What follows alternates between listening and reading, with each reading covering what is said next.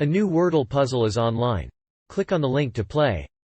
Listening to the following video may give you clues. Please like and share the videos. A glorious collision of paintings and ceramics at Nada. At Nada, a glorious collision of paintings and ceramics is a visual feast. Here we discuss how Ana Valdez combines painting with ceramics to create a tableau that focuses on plants, books, and animal heads. Gustav Hamilton displays his paintings with ceramic vases. His wall reliefs are a beautiful contrast to his paintings. Each artist's work is different, but all is influenced by the same source of inspiration, the human form. Lugo's work captures moment of passage. New Orleans Museum of Art commissions Philadelphia-based artist Roberto Lugo to create a garniture set, Stunting, which features porcelain-covered vases and sculptures of iconic New Orleans musicians. The exhibit will remain on display through April 18 and is expected to become a permanent installation. Lugo's work is a commentary on poverty, inequality and racial injustice. Roberto Lugo's pots combine classic decorative patterns and elements of modern urban graffiti with portraits of prominent figures, often of African Americans. His paintings are often symbolic, depicting famous figures or commemorating the slain people of color. His work also includes paintings of Confederate flags.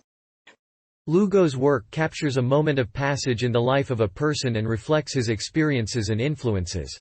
Although his practice is a minority-identified one, Lugo's work also addresses mainstream culture, low and high cultural identity, niche markets, and a variety of cultural practices. While his work is representative of minority culture, it also speaks to other forms of culture, including hip-hop and mainstream American life. That exhibition also celebrates the diversity of artistic expression. The work of Lugo has the potential to provoke reflections about the history of American art and culture. Roberto Lugo's ceramics are both contemporary and traditional and engage in other forms of making. His practice draws inspiration from the patois of hip-hop. Lugo began as a graffiti artist and later became a potter. After earning a BFA from the Kansas City Art Institute and an MFA from Penn State, he has established himself as an associate professor at the Tyler School of Art in Philadelphia. His work has won the Rome Prize. Rugel's sculptures capture moment of passage. The artist uses found materials and personal experiences to create sculptures that depict a moment of passage. These pieces begin as drawings and develop over time until they are realized as works of art. These works are based on the same ideas as the original drawings, but are more detailed and layered. The Nada exhibition is an excellent opportunity to see these pieces up close. The work is accompanied by an audio tour of the museum.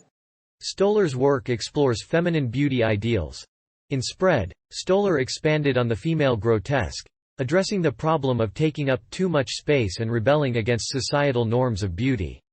That exhibition featured ceramic sculpture from several years, but her earlier work retains the Rococo style. Today, Stoller's work is more graphic in style. The body parts depicted in her works are more often non-canonical than conventional, and their physicality is just as luscious as their surroundings. Jessica Stoller creates porcelain sculptures that are remarkably detailed and labor-intensive. Her sculptures explore the ideals of feminine beauty in an age of mass-produced products. The delicate earthy beauty of porcelain is juxtaposed with the social expectations of womanhood. In these pieces, the artist critiques societal expectations of women's sexuality. The result is a striking display of corporeal feminism. This study also highlights the role of race and class in the construction of the feminine beauty ideal. It shows that the acceptance and idolization of a woman are heavily influenced by a person's race, class, and gender. While the feminine beauty ideal is based on physical traits, its representation is also a reflection of her personal desires and beliefs. And since it is often distorted, it can lead to negative effects on her community and health. In the current study, participants' attitudes toward hegemonic feminine beauty ideals were correlated with their sexual well-being. The results showed a negative association between endorsing hegemonic beauty ideals and reduced sexual well-being, especially in relation to the physical aspect. Sexual self-consciousness and low self-esteem were also found to be associated with the acceptance of these ideals. Mason uses unusual combinations of clays, glazes, and raw minerals. In both ceramics and paintings, Mason employs a range of colors and materials that he sources from nature and from his locality. He often uses unusual combinations of clays, glazes, and raw minerals to create unique effects. These materials are known as stains, and they are listed by code number.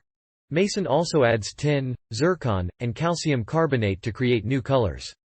The color of his stains may be affected by freezing or calcium oxide, or Mason uses unusual combinations of clays, glaze, and raw minerals to create beautiful and durable paintings.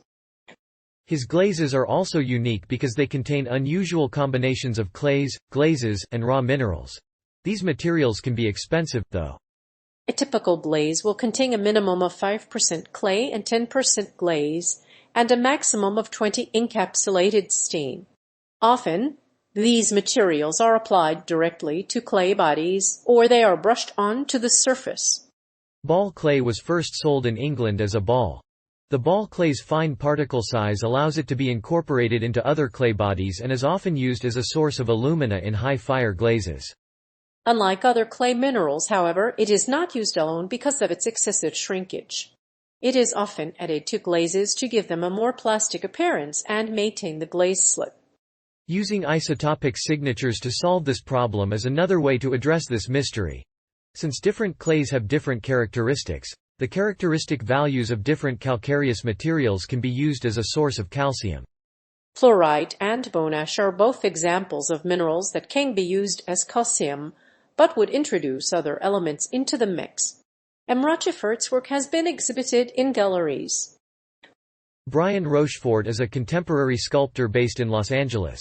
His recent solo exhibition, 2030, will feature wall-based works and ceramic sculptures. These pieces, which suggest natural forms, are rich with color and surface structure. They resemble the aquatic habitats that the artist has explored over the past 2 years. He has been featured in several group exhibitions. The artist has also exhibited his work internationally. Brian Rusherford is a mixed media artist based in Los Angeles. He has been exhibiting his work as part of the McAsk's Bloom Projects series since 2011. He has spent the past 3 years creating new series, titled Craters. This series represents his personal journeys through remote places in Central America, South America, and Africa. In addition to exhibiting his work in galleries, Rochefort has also taught workshops and lectured on ceramics and sculpting. Among the most recent pieces are ceramic vessels, which range in height from 6 inches to 11 feet. The ceramic vessels are part of an ongoing series and function as a canvas. The cylinder form is the primary element in Rochefort's work, and she paints the surface of each vessel with pigmented clays and glazes. Historically, ceramic vessels were used to illustrate the story of their owners. Despite its historical context, Rochefort's imagery is rooted in the non-representational tradition of painting.